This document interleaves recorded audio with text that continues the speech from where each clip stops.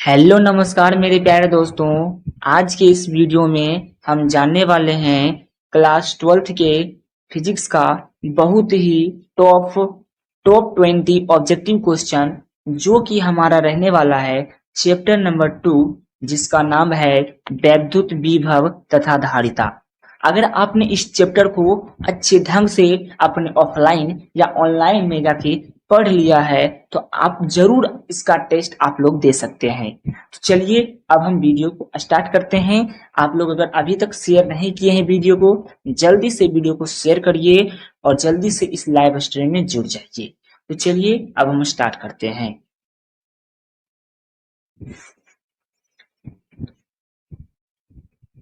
आपके स्क्रीन पे पहला क्वेश्चन आ चुका है, आप लोग इसका आंसर देने का प्रयास जरूर करें। क्या क्वेश्चन पूछा गया है? क्वेश्चन हमारा बहुत ही प्यारा सा क्वेश्चन है कि यदि समरूप वैद्युत क्षेत्र जेड अक्ष की दिशा में हो, जेड अक्ष के अनुरूप होता है, तो समविभावित जो होता है क्या होगा? यदि समरूप वैद्युत क्षेत्र हो यानी समान वैद्युत क्षेत्र होता है, वह जेड अक्ष की दिशा में हो, ठीक है, जेड अक्ष की दिशा में हो, तो उसका जो हमारा अनुरूप होगा यानी दिशा जो होगा समविभवी तल का कहाँ होगा, आपको ये बताना है। तो चलिए इसका आंसर आप लोग जान लीजिए। इसका आंसर हमारा क्या हो जाएगा? इसका आंसर हमारा हो जाएगा एक्स वाई। क्या हो जाएगा? एक्स वाई के तल, एक्स वाई के तल हमारा इसका आंसर हो जाएगा ऑप्शन नंबर ए। 100% ये क्वेश्चन आ सकता है एग्जाम में, क्योंकि बहुत बार क्वेश्चन आया हुआ है, तो आप लोग इतना विश्वास हम पे कर सकते हैं। तो पहला क्वेश्चन आपको याद हो गया होगा। तो चलिए अब चलते हैं नेक्स्ट क्वेश्चन पर, जो कि हमारा उससे भी बहुत ही इंपॉर्टेंट क्वेश्चन है। उसका छोटा सा मतलब वही क्वेश्चन है, लेकिन थोड़ा सा लैंग्वेज अलग है, ठीक है, क्योंकि उसमें पूछा गया था वाई अक्ष, उसमें क्या पूछा गया था? वाई अक्ष, लेकिन यहाँ पे क्या है हमारा? यहाँ पे हमारा जेड अक्ष है। तो आपको ध्यान से समझना है क्वेश्चन को, ठीक है, ध्यान से समझिएगा क्वेश्चन को क्या कर रहा है। तो देखिए, यदि समरूप वैद्युत क्षेत्र एक्स अक्ष की दिशा में होता है, तो समविभवी तल कहाँ होगा? ठीक है, वही क्वेश्चन पूछा गया है, सेम वही क्वेश्चन है, लेकिन एक्स अक्ष की दिशा में पूछ लिया। अब की बार पूछ लिया है एक्स अक्ष की दिशा में। तो आपको क्या ध्यान देना है? आपको ध्यान देना है कि इसका आंसर हमारा क्या हो जाएगा? वाई जेड के तल में, वाई जेड का तल। ऑप्शन नंबर क्या हो जाएगा? ऑप्शन नंबर सी, जो कि हमारा 100% करेक्ट करेक्ट आंसर है। तो आपको याद करते हुए चलना है अभी से ही, और सभी क्वेश्चन को अभी से ही याद करते हुए चलना है, ठीक है, क्योंकि बाद में समय नहीं मिल पाएगा आप लोगों को भी, ठीक है। चलिए, तीसरा नंबर क्वेश्चन पूछा गया है, बहुत ही इंपॉर्टेंट ऑब्जेक्टिव क्वेश्चन है, ठीक है, बहुत इंपॉर्टेंट है। किसी संधारित्र की धारिता व्युत्क्रमानुपाती होती है। कोई भी संधारित्र होता है, आप लोग जानते होंगे कि संधारित्र की धारिता को हम सी से दर्शाते हैं, सी से दर्शाते हैं संधारित्र की धारिता को। तो वही क्वेश्चन पूछा गया है कि संधारित्र की धारिता जो होती है वो किसके व्युत्क्रमानुपाती होती है? तो आप लोग जरूर पढ़े होंगे A epsilon naught by D, A epsilon naught by D, बहुत जरूर आप लोग ये क्वेश्चन पढ़े होंगे। तो डी के क्या है? डी यानी दूरी है, दो प्लेटों के बीच की दूरी की क्या है? व्युत्क्रमानुपाती है। दो प्लेटों के बीच की दूरी की क्या होती है? संधारित्र व्युत्क्रमानुपाती होती है। बहुत ही इंपॉर्टेंट क्वेश्चन है, तो आपको जल्दी से याद होना चाहिए। चलिए चलते हैं नेक्स्ट क्वेश्चन। आपको समझ अगर आ रही है तो वीडियो में बने रहना है लास्ट तक, क्योंकि 20 क्वेश्चन है, ज्यादा क्वेश्चन है नहीं कि आपको प्रेशर पड़ेगा, ठीक है। और जल्दी से समझिए, तो आपको डेली 20-20 क्वेश्चन याद करना है बस, और आपको कुछ हम नहीं कहेंगे। चलिए, क्वेश्चन क्या पूछ रहा है? किसी विभव मापी की संवेदनशीलता को बढ़ाने के लिए क्या किया जाता है?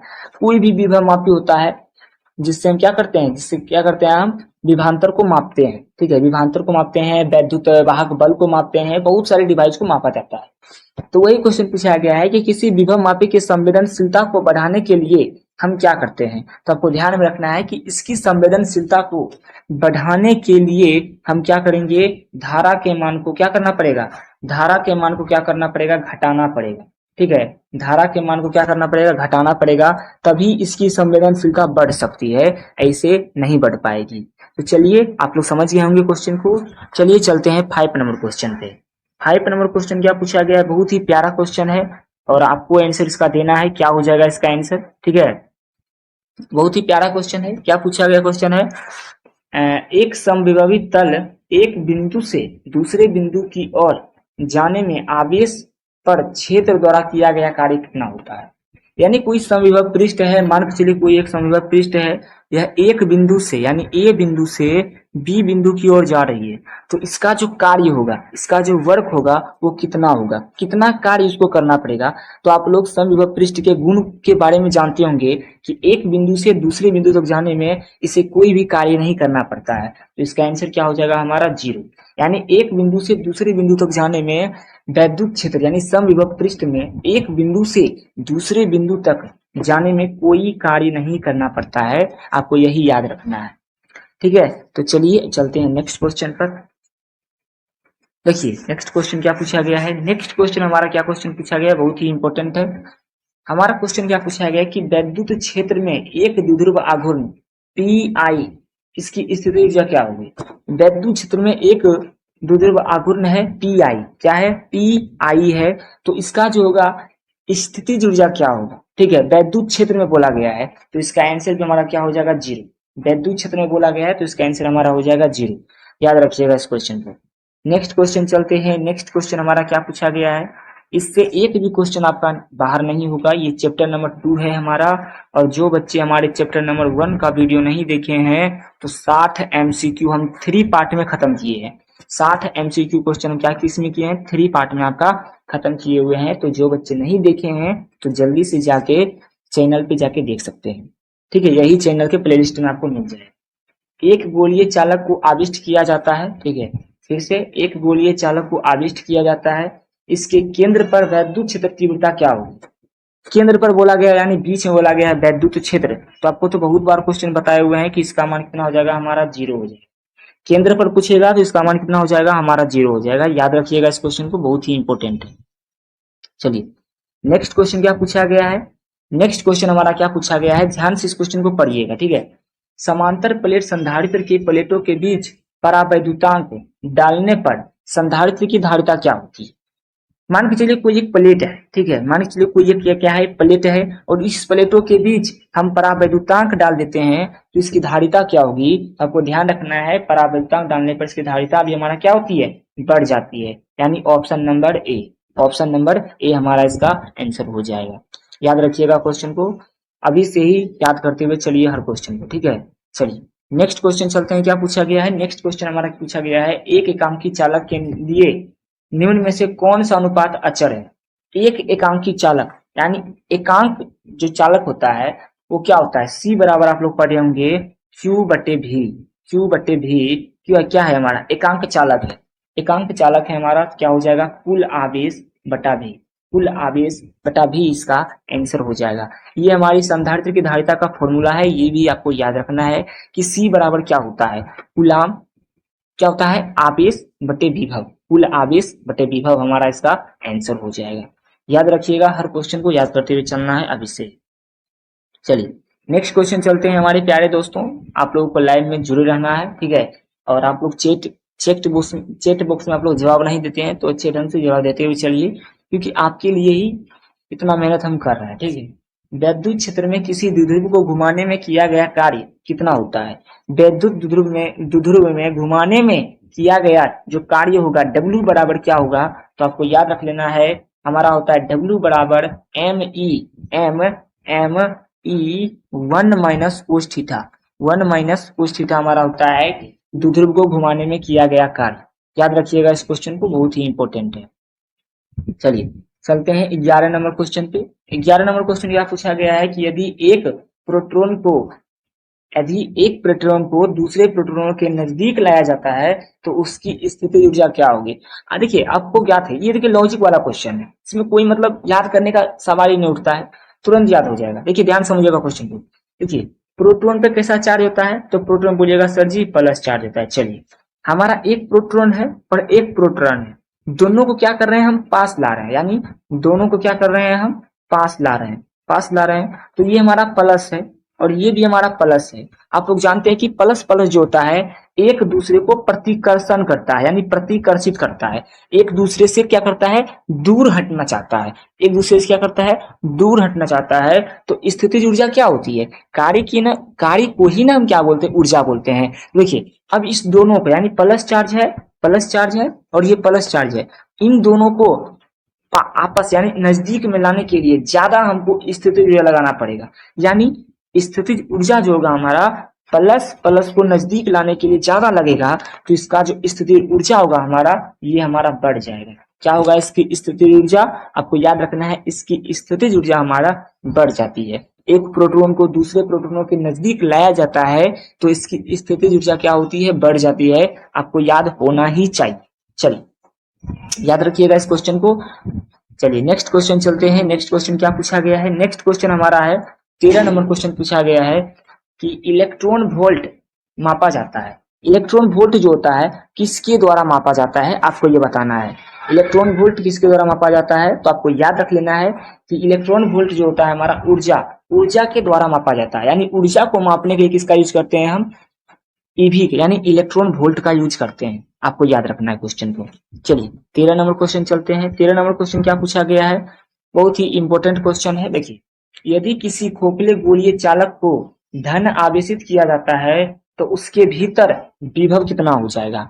आपको बताए थे कि देखिए किसी भी के अंदर यानी कोई भी बोलेगा आपको, कुछ भी खोखला गोला है उसके अंदर आपसे अगर पूछा जाएगा ई बराबर क्या होता है, तो आपको याद रखना है 0।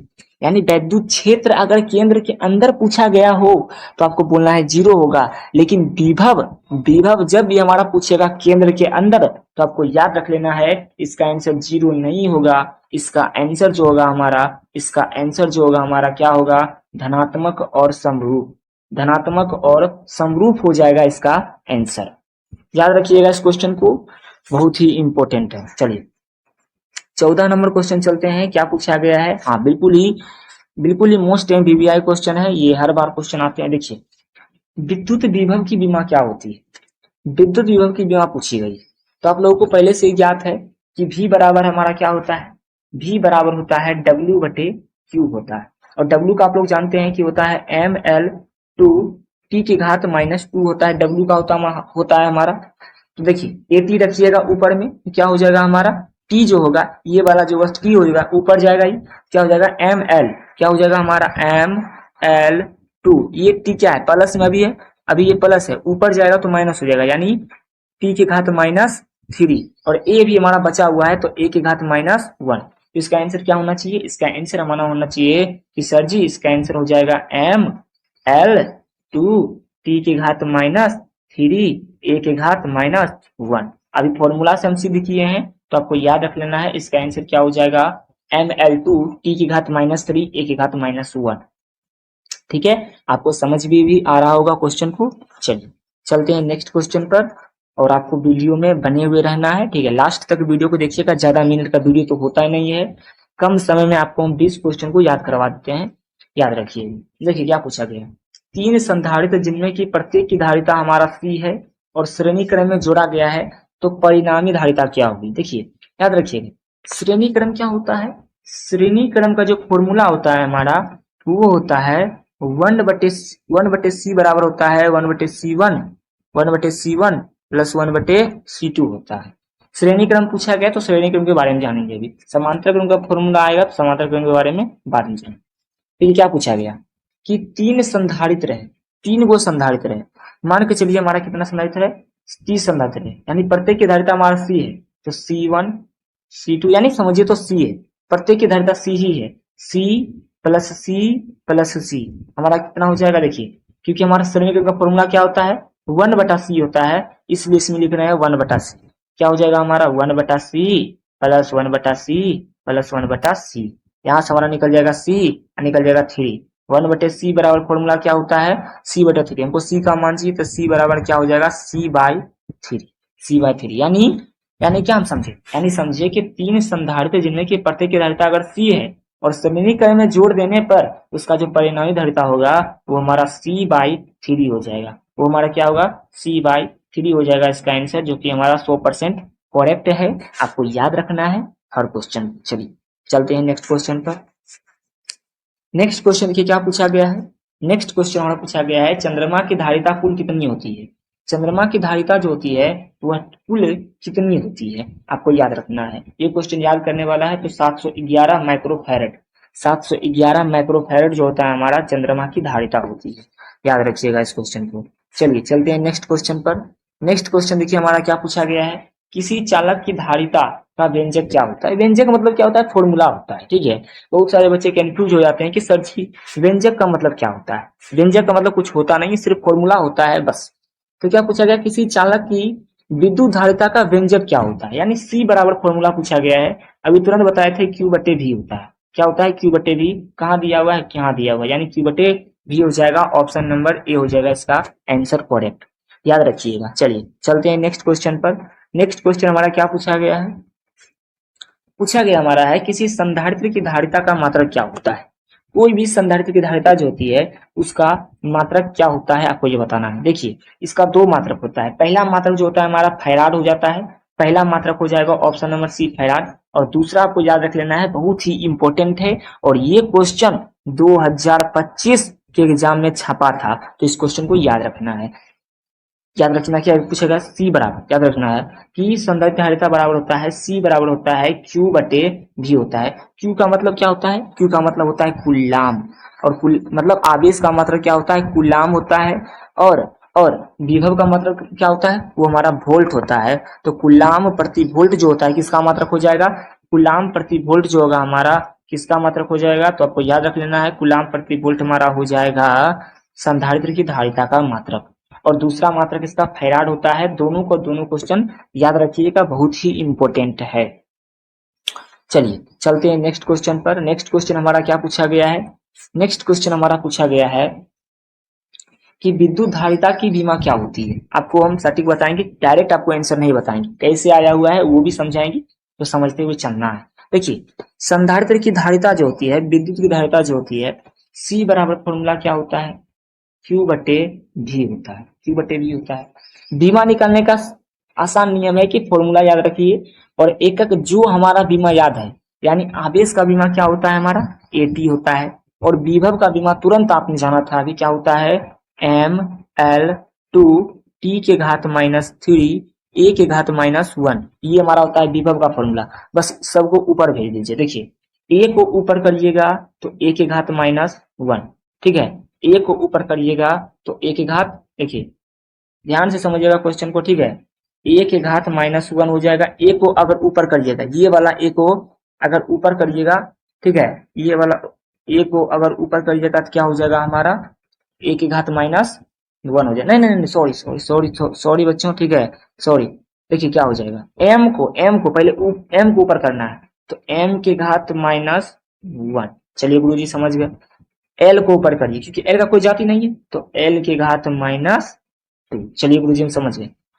टी को जब ऊपर करेंगे, तो टी जब ऊपर जाएगा, टी जब हमारा ऊपर जाएगा, ये अभी माइनस में है, जब ये ऊपर जाएगा तो प्लस में हो जाएगा। और एक और टी रखा हुआ है, तो टी के घात वन अगुना टी के घात थ्री जुट जाएगा, तो टी के घात हमारा कितना हो जाएगा फोर हो जाएगा। टी के घात क्या हो जाएगा फोर हो जाएगा। उसके बाद देखिए ए की घात माइनस वन है, और ए की घात माइनस वन को अगर ऊपर भेजेंगे तो ये भी प्लस में हो जाएगा, और ए यहाँ पे भी एक और है, तो ए की घात टू हो जाएगा, ए की घात टू हो जाएगा। ये हमारा इसका बीमा हो गया, ये इसका हमारा क्या हो गया बीमा, यानी एम की घात माइनस वन, एल की घात माइनस टू, टी की घात फोर, ए की घात माइनस टू हो जाएगा इसका आंसर। याद रखिएगा क्वेश्चन को, बहुत ही इंपॉर्टेंट क्वेश्चन है, और सभी क्वेश्चन को याद करते हुए चलना है, ठीक है। याद करते हुए सभी क्वेश्चन को चलना है अभी से ही। चलिए इस वीडियो का लास्ट क्वेश्चन रहने वाला है, जो कि बहुत ही इंपॉर्टेंट है, इसको ध्यान से समझिएगा क्वेश्चन को। वायु में गोलीय चालक की धारिता किसके समानुपाती होता है। वायु में गोलीय चालक की धारिता जो होता है किसके समानुपाती होता है, ठीक है, आपको ये बताना है। तो आप लोगों को याद होगा कि किसके समानुपाती होता है, ये हमारा त्रिज्या के समानुपाती होता है। किसका समानुपाती होता है, ये हमारा त्रिज्या के समानुपाती होता है। सी बराबर आप लोग पढ़ेंगे four pi epsilon naught R, four pi epsilon naught R, यानी आर क्या है हमारा त्रिज्या है, और ये क्या है संधारित्र धारिता जो है सी के समानुपाती। समानुपाती का मतलब होता है सी इंटू आर, याद रखिएगा। समानुपाती का मतलब होता है अगर हम संधारित्र धारिता को बढ़ाएंगे तो ऑटोमेटिक ही ये क्या होगा, ऑटोमेटिक ही हमारा क्या होगा बढ़ जाएगा। तो याद रखना है 20 क्वेश्चन को याद कर लेना है, बहुत ही इंपॉर्टेंट ऑब्जेक्टिव क्वेश्चन था 20, और ये हमारा चैप्टर 2 का फर्स्ट वीडियो है, और चैप्टर 2 का सेकेंड वीडियो आने वाला है कल, तो आपको उस वीडियो को भी देखना है।